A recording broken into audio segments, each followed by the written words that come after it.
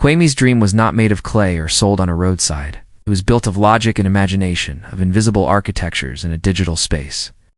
While his friends hustled in the tangible world, he spent his meager earnings on internet data, his face lit by the blue glow of tutorials from distant universities. He was building an app to help market traders track inventory, and Wan's a tool born from the very streets that mocked his process. The ridicule was a constant hum.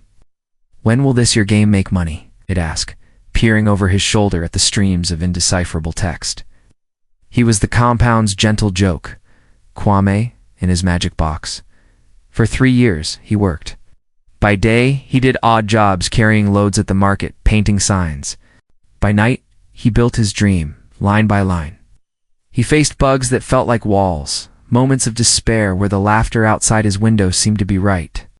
He was offered shortcuts. "My brother has a connection at the ministry. Just give him a small dash, or forget this stress. Let's go into the betting business." He always refused.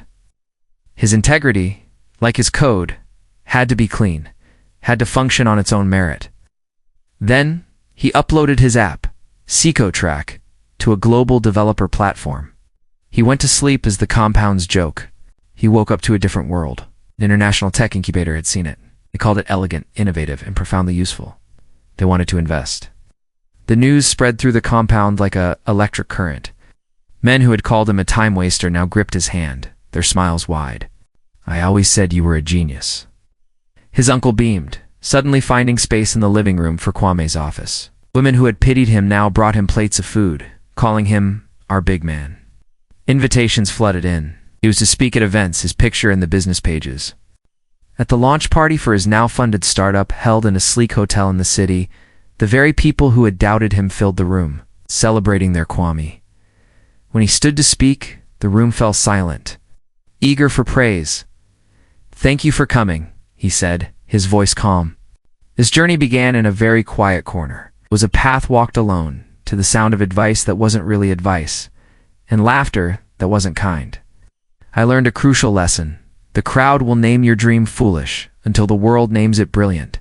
Do not wait for their cheers to build. Use the silence of their doubt as your foundation." He looked out at the nodding, familiar faces. "Your validation now is sweet, but it is not my compass. It was never for you that I built this. It was for the dream that kept me company when no one else would.